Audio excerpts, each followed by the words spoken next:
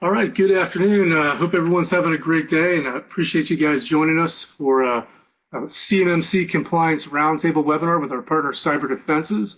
We got a pretty packed agenda here, so our intent is to give you guys an update of all things CMMC as it stands today, and some recommendations on how to move forward and see if there's some opportunity for improvements in everyone's cyber hygiene. So to kick it off, here's our agenda. So this is going to be a roundtable type discussion, and we want to provide an opportunity for everyone to introduce themselves. But the key theme of today, and what we hope to get out of this, is to help all of the participants here on the call today get a good understanding of what exactly CMMC is and what does that actually mean. There's a lot of fear, uncertainty, and doubt going around on what CMMC will mean to the defense industrial base. So we're here to spark that conversation and see how we can help out. With us today, we have two experts in CMMC, so we'll introduce them here in a second. But for some quick housekeeping, we have an hour for this scheduled, and what we've done is understanding how this conversation can go down multiple lanes. We have a Q&A capability. If you look on the right-hand corner of your screen, you should be able to ask questions there, and we'll get to that. We'll take all the questions, and at the end of the presentation and discussion, we'll address that. Additionally, we've identified the top 10 questions that CyberDefenses and SolarWinds gets from customers as it stands right now, and we've got those in the deck, so we can hit those as the opportunity presents itself towards the end of the presentation and discussion. And then additionally, they will be in the slide deck that you see here, which we'll send out to all the registrants. So with that being said, we'll hop right in. Today's presenters are myself, Adam Rosenbaum, I'm the Senior Manager at SolarWinds, Dave Gray from CyberDefense, and Jason Spezzano from Grammatech. So quick introductions is I've been with SolarWinds about 4 years. I've been working in the defense industrial base since 2010. And CMMC is the #1, I think, use case that my team is currently working on when it comes to working with our federal systems integrator partners and contractors. So the whole idea of getting this roundtable together was one that Jason Spezzano and Dave Gray and myself kind of talked about because of this evolving need. So I appreciate everyone. I'm going to turn it over for Dave Gray to give a. So good afternoon, everybody. This is Dave Gray. I've been in the business for quite a while, probably longer than I want to admit. Goes all the way back to about 1998. Focused on lots of different segments to include, military and federal government and state government. Right now, back in the private sector and establishing the CMMC program for the company CyberDefenses. Actually enjoying it quite a bit as we look at improving cybersecurity accountability throughout the defense industrial base. And Jason, you're up. Thanks, Dave. Thanks, Dave. Good afternoon. This is Jason Spezzano. I am a senior cybersecurity consultant, but also a senior director of cybersecurity for Grammatech. I've been in the federal government space, approximately 25 years. First as a Marine Corps officer, and then afterward in industry, focused as of late, as much of you, on the NIST and compliance and CMMC initiatives. And glad to be here. Hey, thanks, Jason and Dave. I appreciate it. So before we jump in, just real quick, for those who may not be familiar with SolarWinds, we have been around since 1999, and our pure focus is IT operations management, network performance management, and all things associated with your network infrastructure. The big key takeaways for who SolarWinds is and what we do is our intent is to provide COTS, so commercial off-the-shelf solutions, to proactively manage IT operations and give folks the ability to make decisions based off of the information presented in front of them. Most of, nearly all of our products are somewhere in some way, shape, and form in the defense industrial base or being used in the DoD and the civilian and intelligence communities. And one key component, it's kind of a differentiator for SolarWinds, is our core IT products. The Orion platform is on the DoD and APL and is used day to day for DISA state compliance, NIST, FISMA, RMF, and things like that. So that's SolarWinds. Again, appreciate the opportunity. Dave wanted to hear a little bit about CyberDefenses. Yeah, CyberDefenses has been around since about 2001. It was created by actually one of my former bosses, retired Colonel Randall Casey. We are in line to be one of the third-party assessment organizations for CMMC. We also are a registered provider organization. Now, the C3 PAOs, those are being built up from a capacity perspective throughout the country at the moment. So as of this moment, October 27th, there are 0 C3 PAO organizations. They are all candidate. So just make sure that if you're working with one, you understand exactly what their credentials are. Our primary lines of business include things such as a security operations center, instant response, and threat insight. We also are proud to be one of the top 100 in the managed security service provider alert top 100 as far as global ranking goes. From this, we're going to go into some level setting. Level setting for CMMC. If we'll go ahead and advance the slide a couple of times. The reason for level setting is that we have discovered there is an extremely wide range, a diverse number of levels of understanding of CMMC throughout the entire defense industrial base.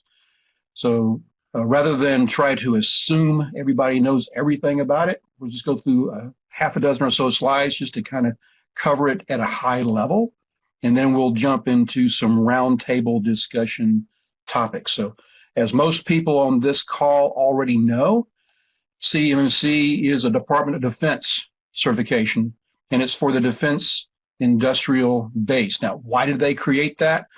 Well, because cybersecurity has become incredibly important to maintain our Department of Defense vendors' information private.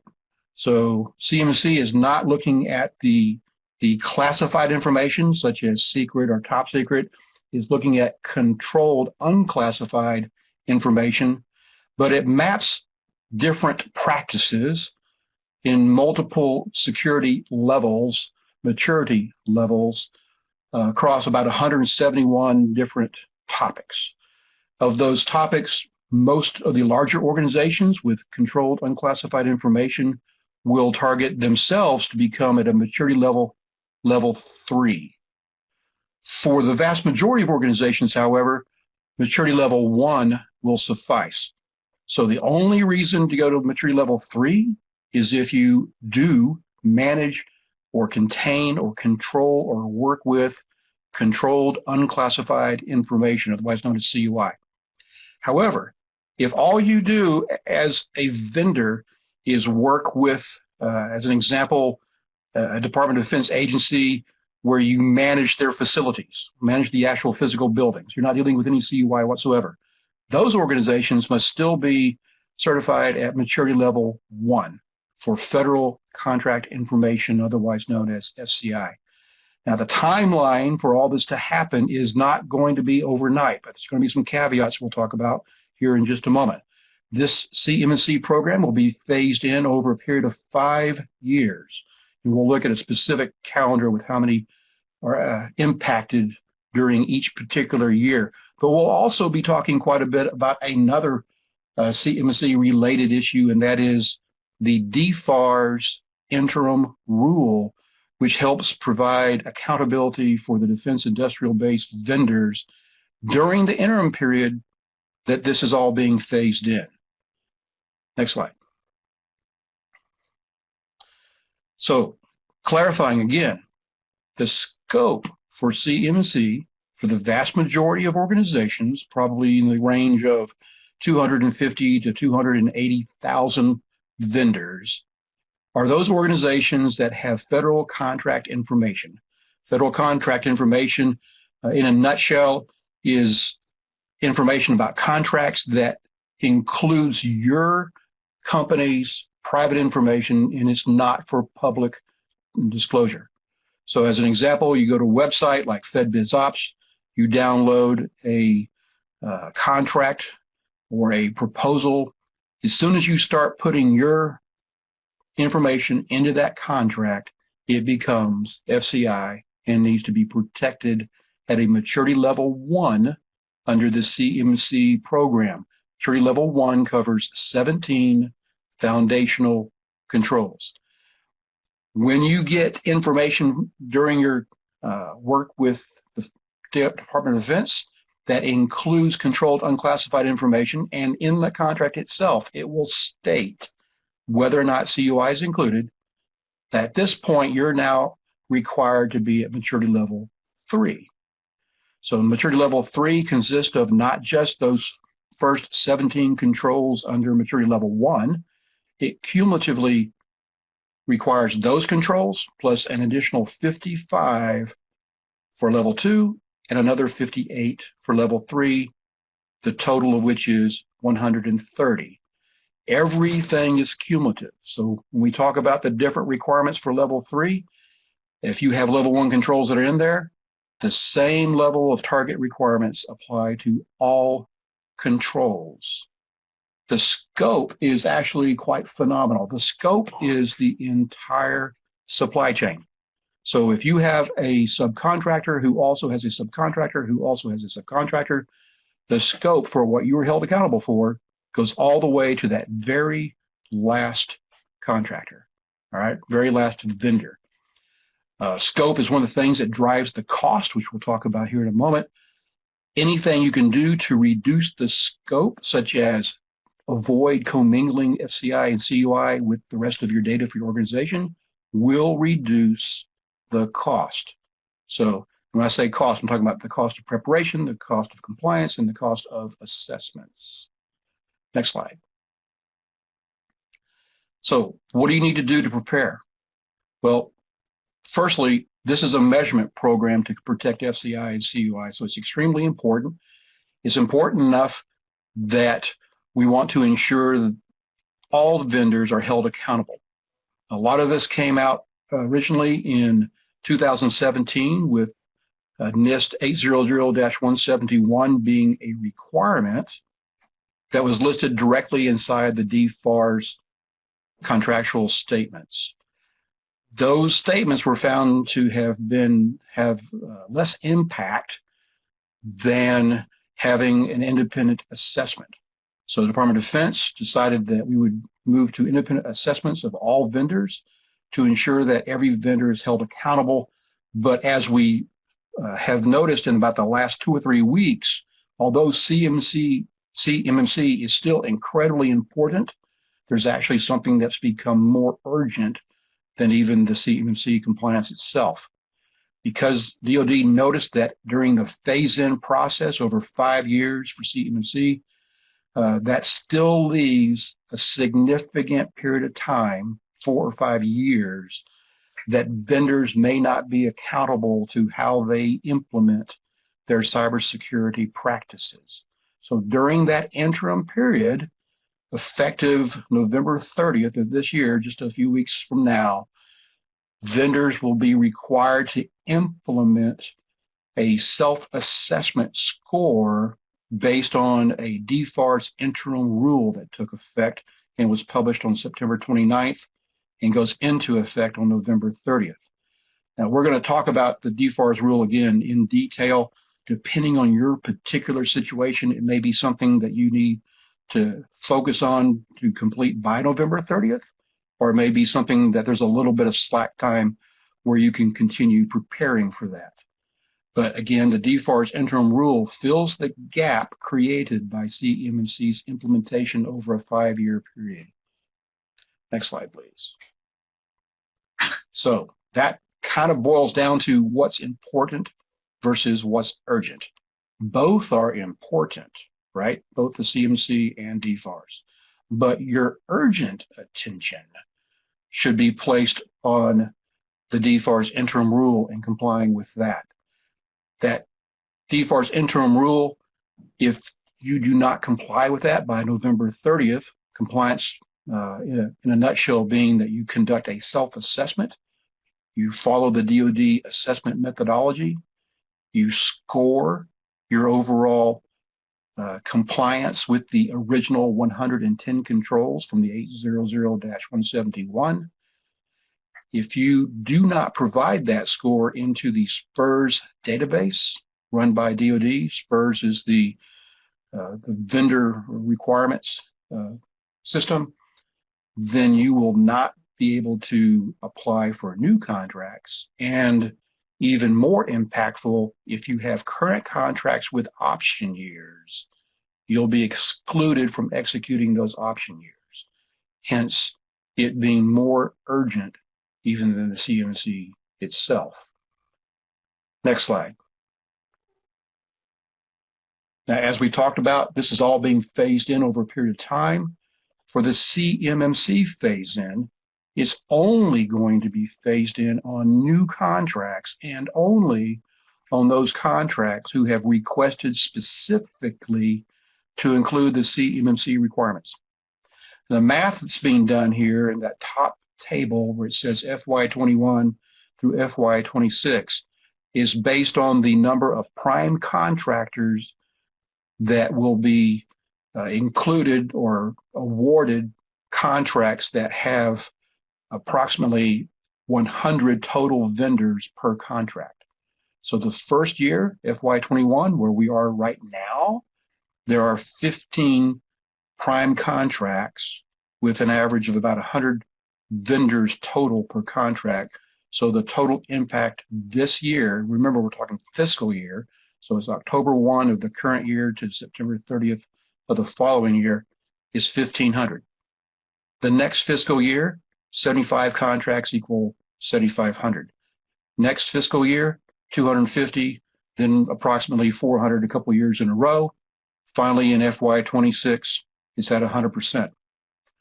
Notice, though, that on the next table, the one at the lower part of the slide, the DFARS Interim Rule is 100% effective now, right? Hence the reason for urgency.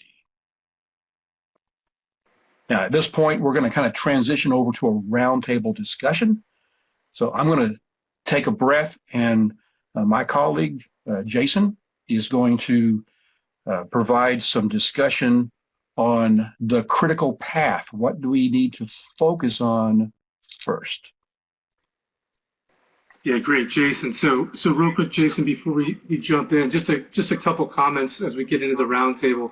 I think one of the most important things that I've been hearing from customers, and I know you guys have as well, is exactly this. What is the compliance critical path? And then I was hoping you could kind of touch on, too, what are the benefits or the challenges of doing it in-house versus bringing in a contractor, or is that something that is, how do you manage the time around these projects to be online with that critical path and the timeline?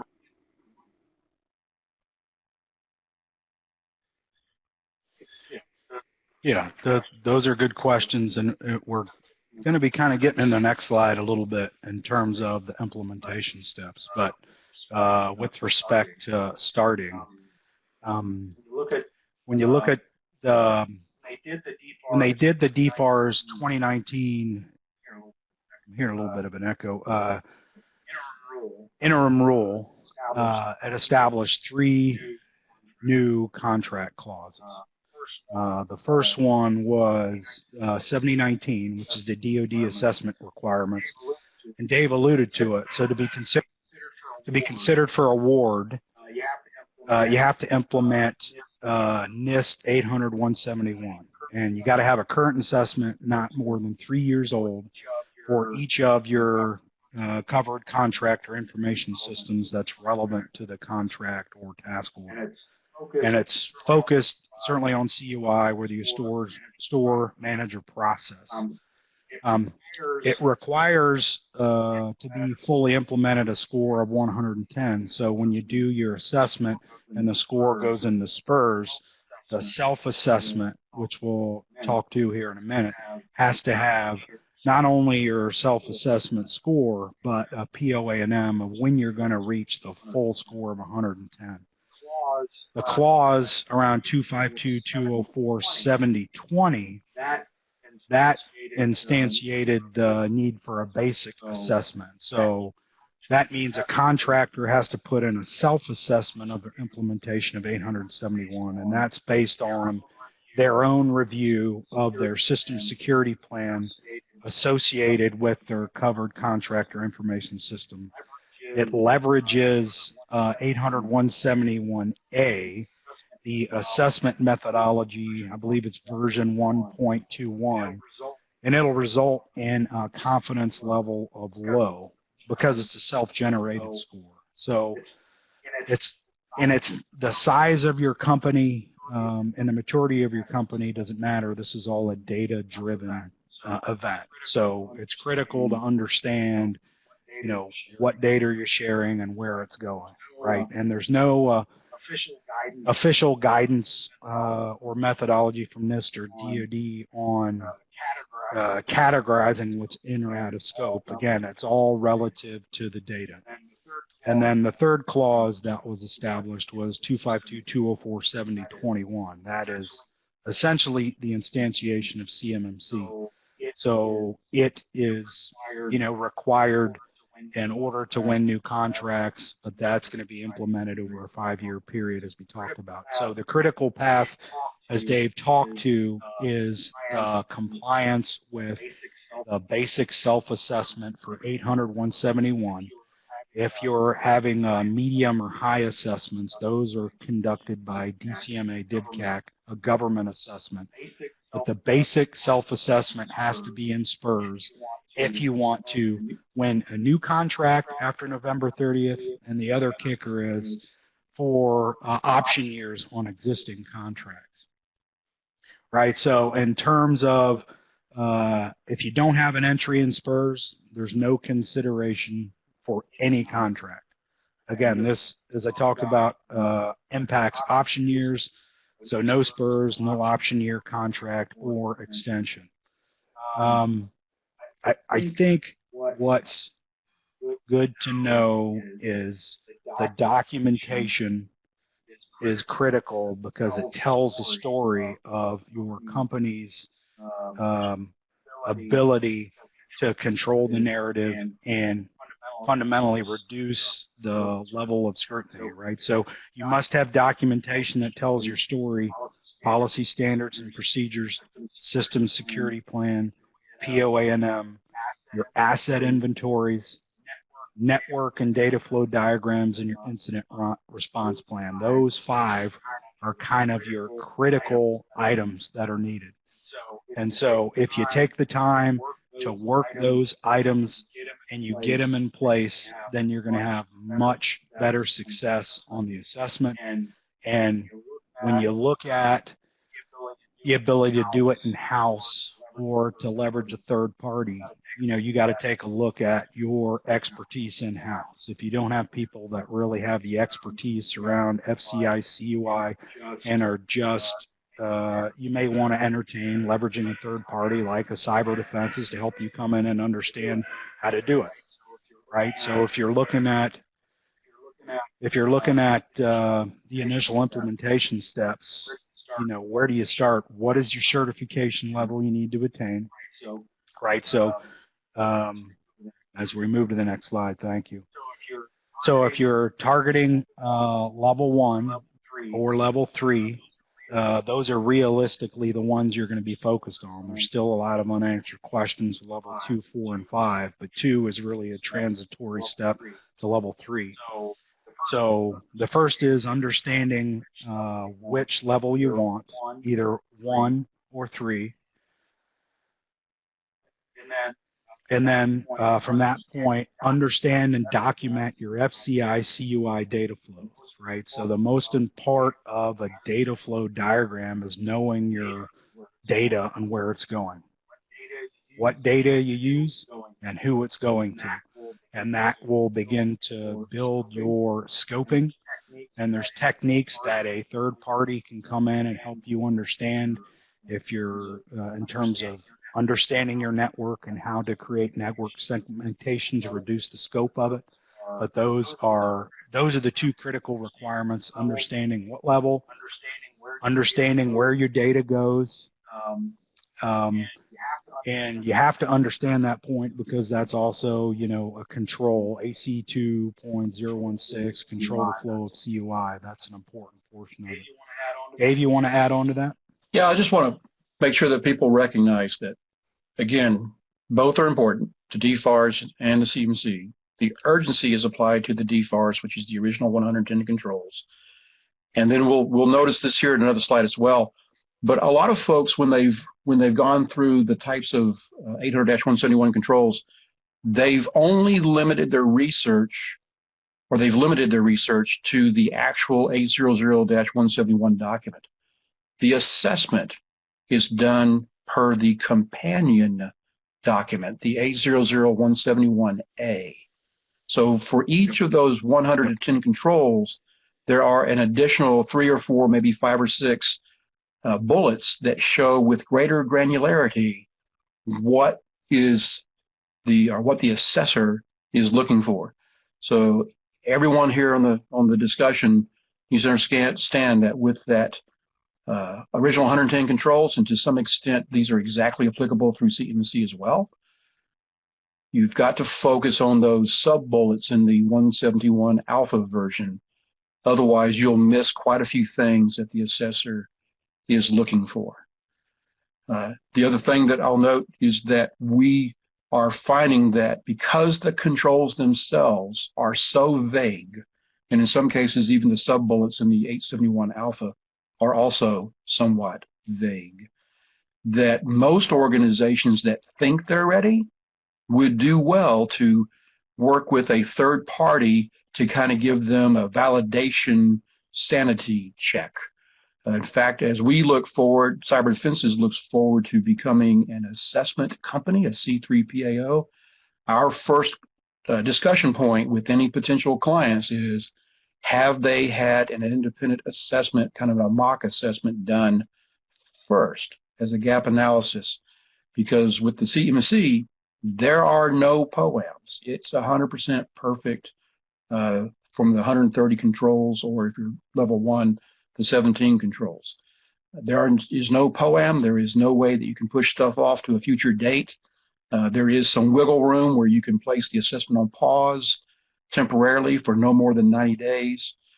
But a lot of the stuff that folks are looking at, they absolutely must look at it from the perspective of an assessment frame of reference. All right. So people that have looked at these controls and they thought, oh yeah, I've got it, no problem.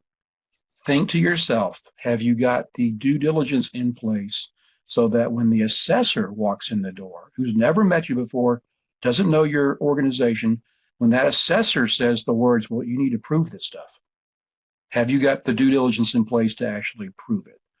So next slide. Yeah. So yeah, Dave, I was going to tease a little bit for the next slide, but one of the biggest questions I get all the time is, what exactly is evidence and artifacts? And I know we're about to hit that. So this is very important, I think, to the folks on the call here. All right. So the first thing to understand is that there are 3 different types of artifacts, okay? 3 different types of objective evidence. And for the assessment, the client organization, or the OSC, the organization seeking certification, needs to produce at least 2 of the 3. And of these 3, interview is mandatory for every single one. So I had the fortunate experience of going through the very first certified assessor class provided by the CMMC accreditation body. So I've got my provisional assessment, credentials here, and they absolutely emphasized that if you're a level 1, you're going to have 17 interviews, and if you're a level 3, you're going to have 130 interviews. Now, that doesn't mean 130 different people, because you got different folks that will cover multiple topics. But every single one is going to be discussed with a person that actually conducts whatever the process or procedure or practice happens to be. So instead of having like your subject matter expert for governance answering all the questions, no, if there's going to be a question about who does some particular practice, as an example, who applies patches, then they're going to speak to the staff person that actually conducts those patches. And if it's a managed service provider, so somebody that's not in-house, then that managed service provider will have to participate on the actual assessment. Again, minimum of 2 types. 1 must be the interview. Everything that we talk about as far as levels, though, are cumulative. So if you're a level 1, then your requirement is to show evidence of performance. So as an example, if you've got a half a dozen computers in a very small environment, then you should have some type of spreadsheet that lists all 6 computers. If you're a slightly larger environment and you have Active Directory, then you'll need a list of every machine that's been registered in Active Directory.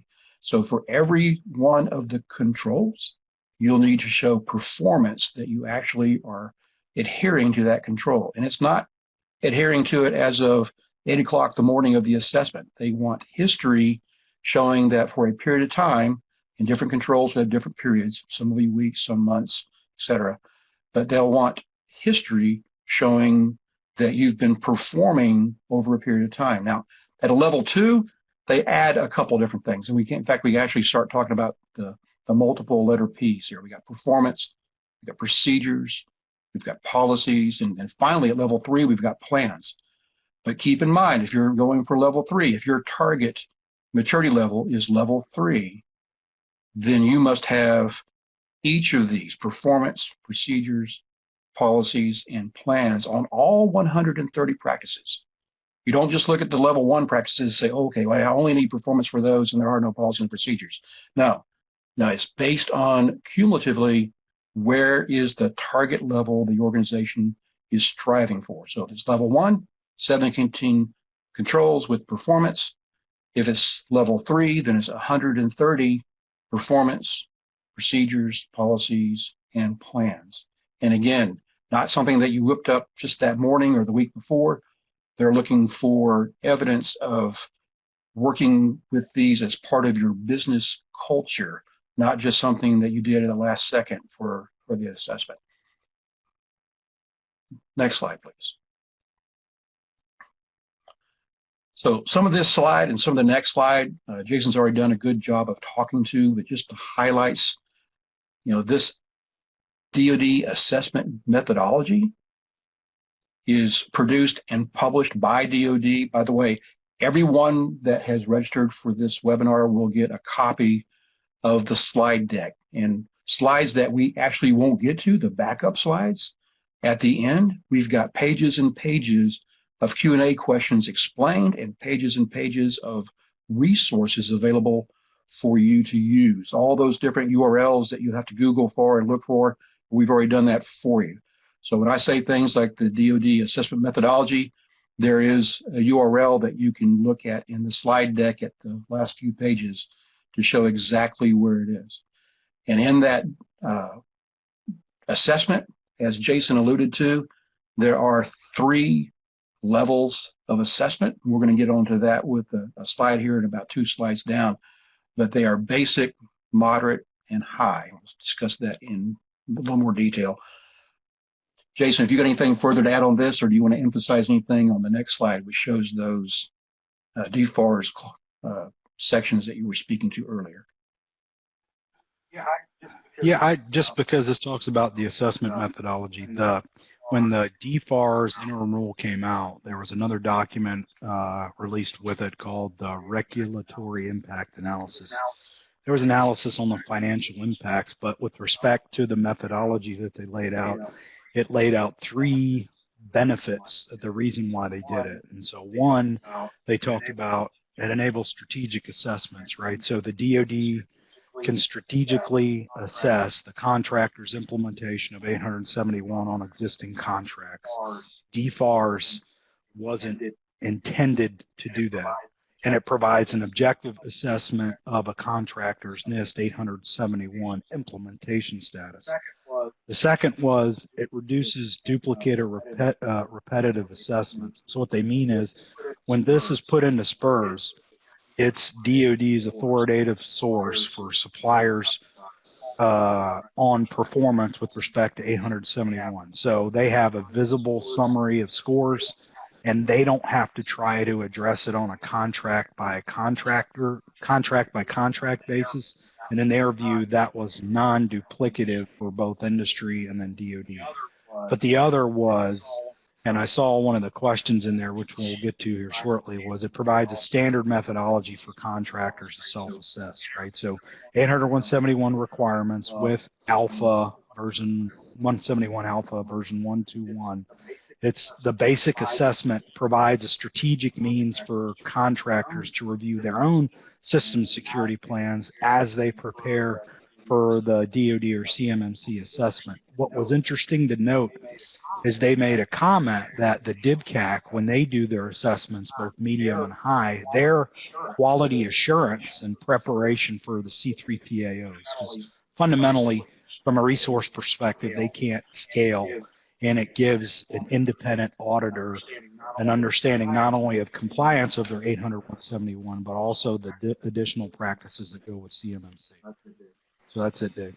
All right, let's go ahead and go to the next slide where it talks about the contract clauses. I think we've actually covered this pretty well, unless Jason has anything specific he wants to bring back up.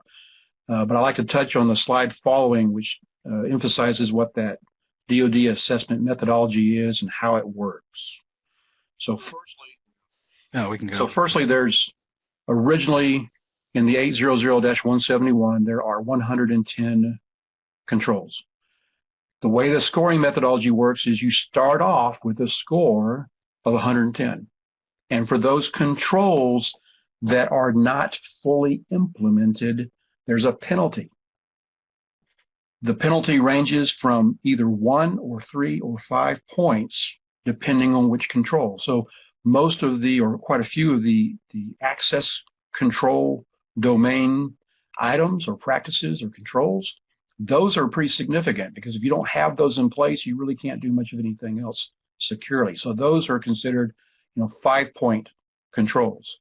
So after you've assessed yourself on all 110 controls, again, this is for companies with CUI, not necessarily for companies that have only FCI, then they will provide a report to the vendor database for DoD, their total score. And if it's 110, great, means they're perfect. They don't need to provide a POAM date. But if it's less than 110, then they provide what that aggregate number is. Let's say it's 105. Well, there's not an interest by DoD yet to report that. Is that 5 individual controls, or is it one single 5-point control? All you have to enter is the total aggregate number. But if it's anything less than 110, then you'll also be required to enter at least one date, and that is the date upon which you anticipate being 100% compliant. So, total aggregate score, and then one single date for being fully compliant if you're not perfect already. Of these assessment types, as Jason mentioned, the first one is a self-assessment. Again, as I mentioned earlier, this is all based on the 171 alpha, which provides the additional granularity for the original 171 that came out.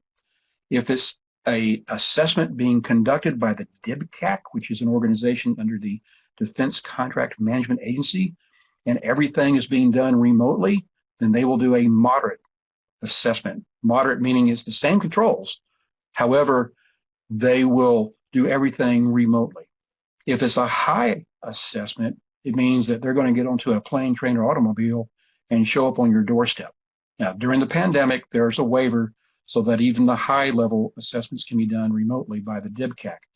But again, they will look at your documentation with emphasis on the system security plan and provide you their independent version. This is not a C3PAO CMMC assessment. This is the DFARS either basic self-assessment or the DFARS DIBCAC managed assessment. And note that the SSP is an absolute mandatory requirement.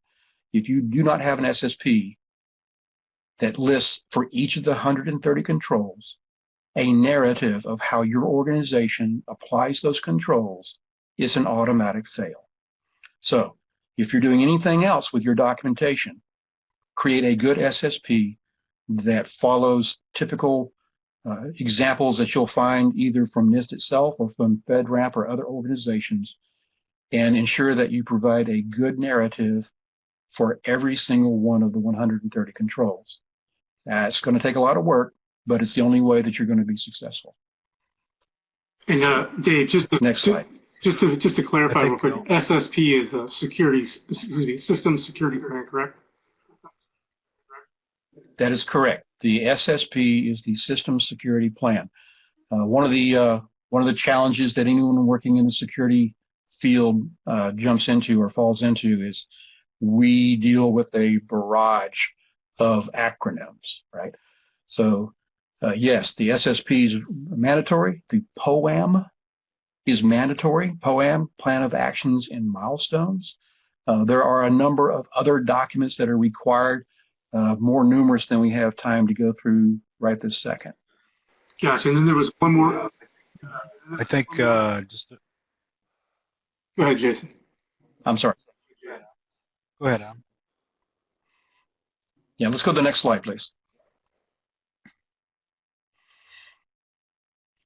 Right, so as I mentioned, the report that you do for yourself using the DoD assessment methodology, and this is in addition to CMMC. However, when you're working through that, it makes sense to evaluate from both the perspective of the DFARS Interim Rule and also the CMMC perspective. Then you'll enter into the SPRS database, the Supplier Performance Risk System, and there's a URL there, but again, all the URLs are listed in the backup slides. You'll enter some basic information like your company supply code, your DUNS number, what that summary level score is, as I discussed earlier, and if a POAM exists, what is the completion date to achieve a perfect score of 110.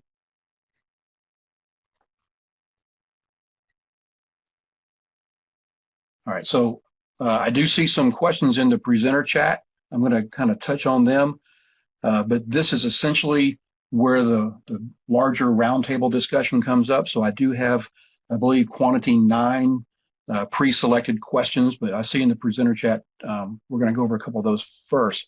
The first one that talks about for organizations becoming a C3PAO, has the government provided more detailed assessment criteria for controls? All right, so the answer is not yet. There are additional assessment guides and standards in work right this second. I'm participating in one of the CMMC working groups that is developing these standards guides. They are not yet published. They're still in draft mode. DoD has gone through a couple of iterations of review, and I cannot give a good forecast of when those will be published. Now, the next part of that question is, since these are vague, even if an organization works with a C3PAO, how do they ensure that that particular C3PAO is using the correct criteria? So the answer to that is fairly straightforward. A C3PAO as an organization can only exist if they have individual staff members, and it doesn't matter if they're contractor or full-timers. They must have individual staff members that have gone through the explicit certification assessment training from the CMMC AD. The CMMC accreditation body is ensuring that we have a standard training format for the assessors so that they provide standard assessments across the board.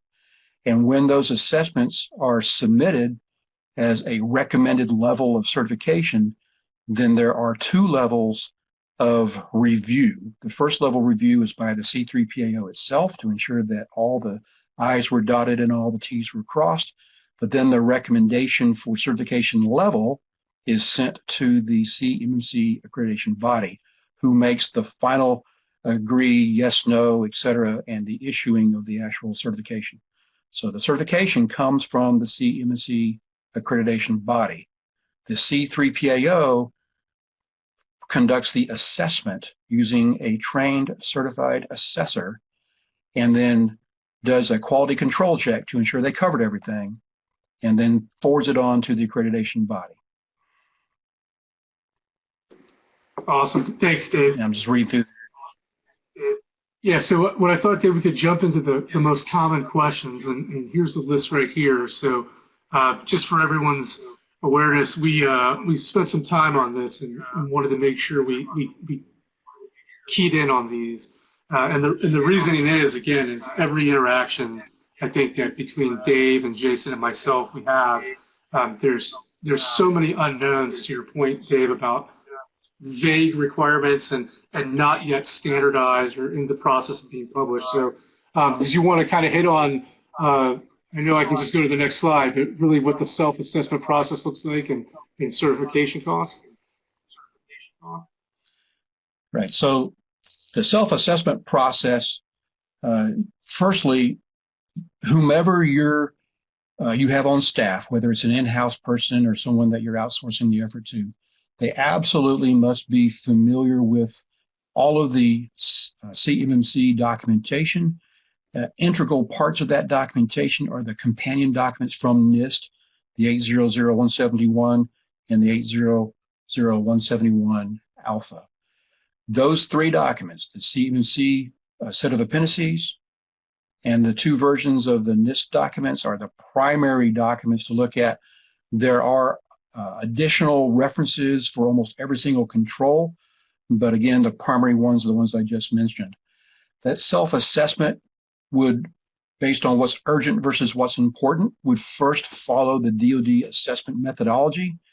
Again, we've got slides at the back of the slide deck that include all the URLs to go get copies of those, and that will run you through the 110 original controls.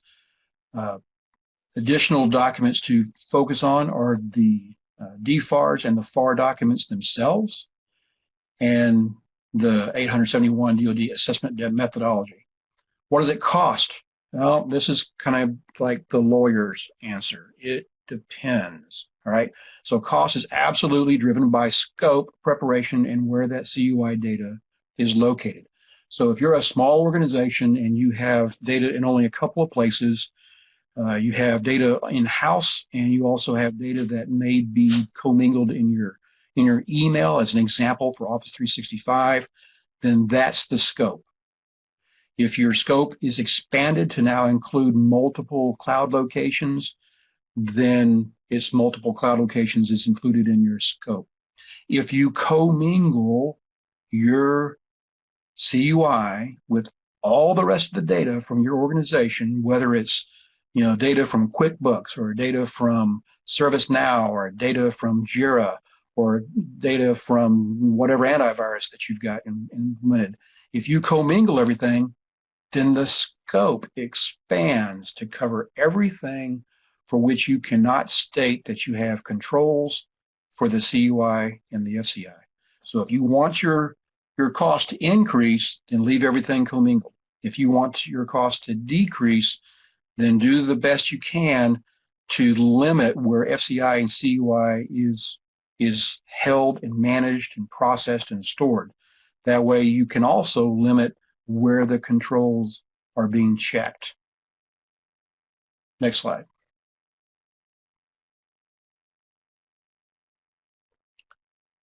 We touched on this a little bit earlier as far as when is compliance required. Well, so firstly, the more urgent requirement is from the DFARS Interim Rule. That's November 30th. But the November 30th date will only be triggered if you have an existing contract for which you want to exercise some option years, or if you're looking at submitting for new contract awards.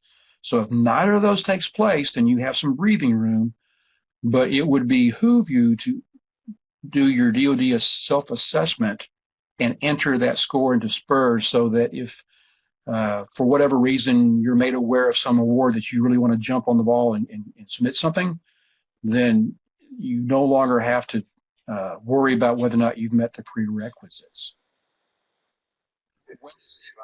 Hey, Dave, I would just reiterate the point here that in the past, if you had a contract based on December 2017, you were supposed to be compliant with NIST 800-171, not subject to new startups.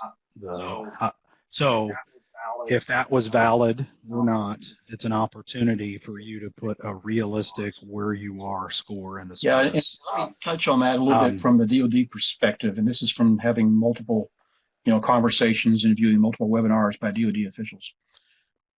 If you've had a contract in place, as an example, from before October 1st of 2017, or actually effective October 1st, 2017, then the original compliance with 110 controls has already been in effect.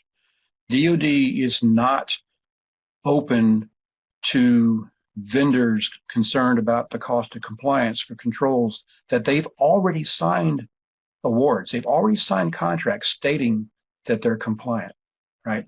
DoD is open to concerns about the additional 20 controls, making up the total of 110 plus 20 equal 130 for CMMC level 3.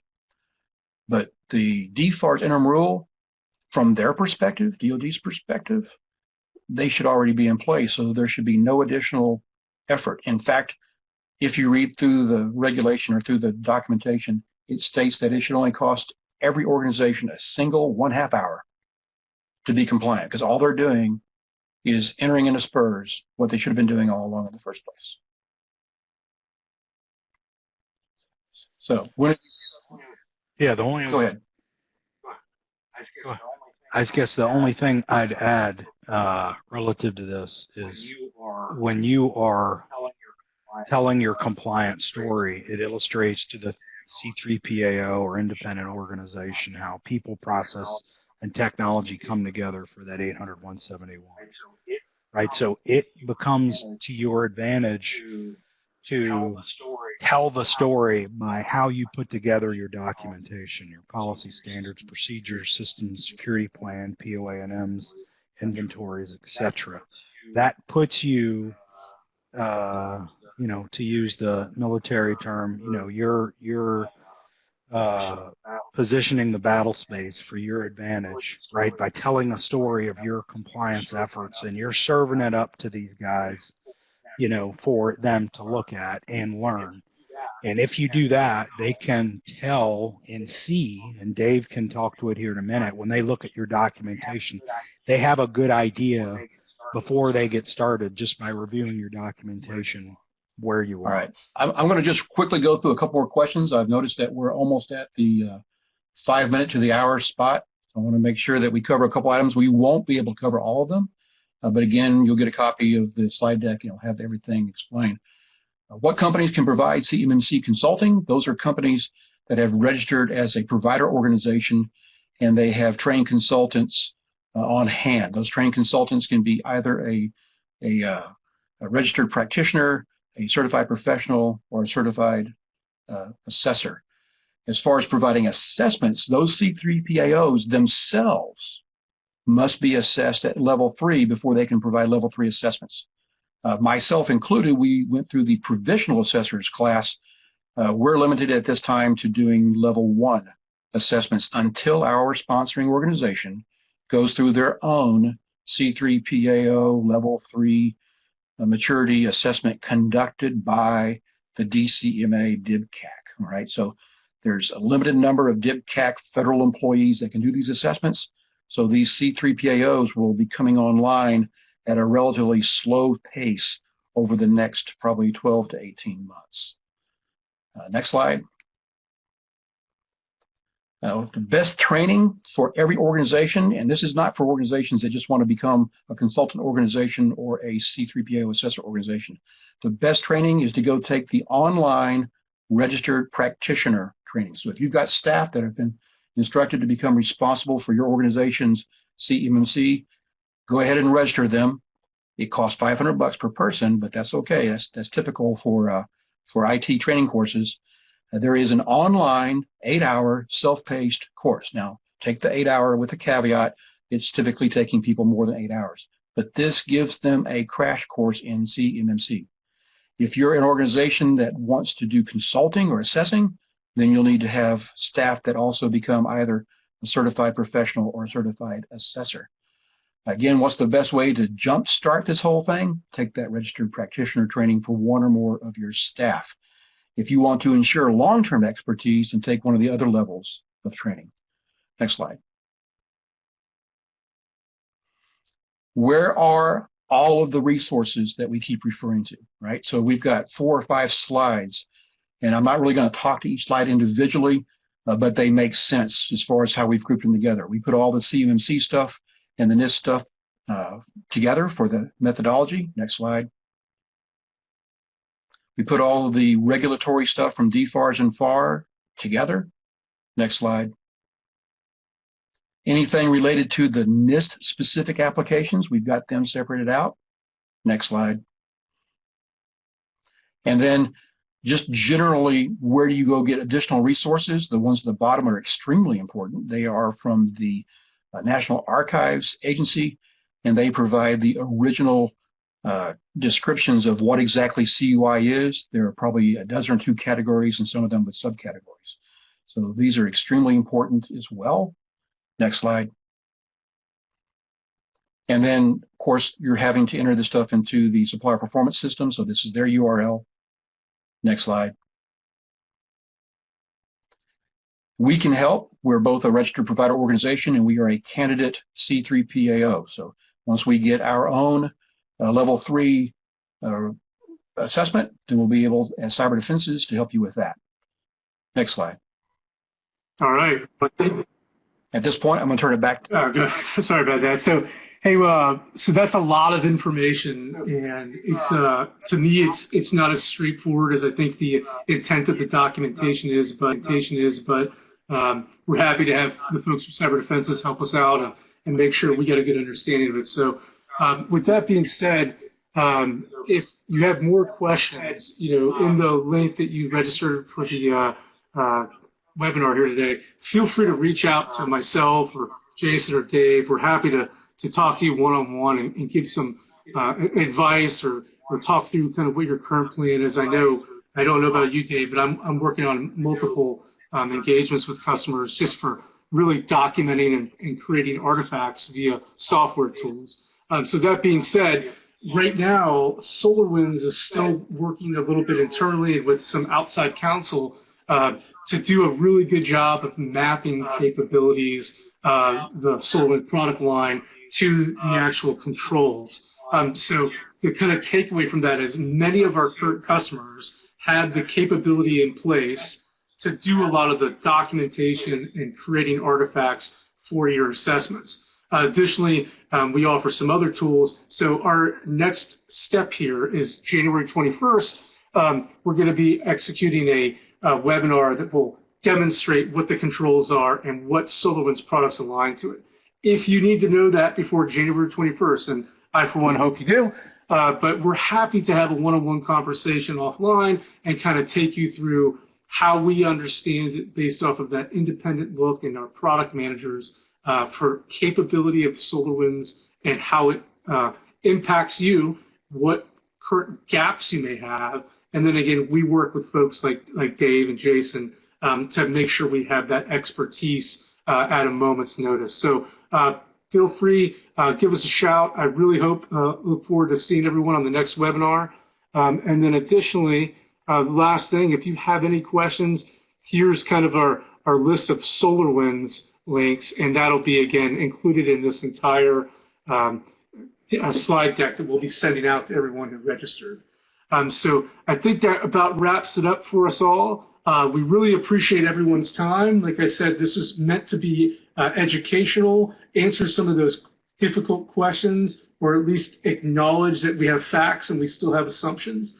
So we look forward to catching up with you. Thank you guys for your time. Have a wonderful day. Take care.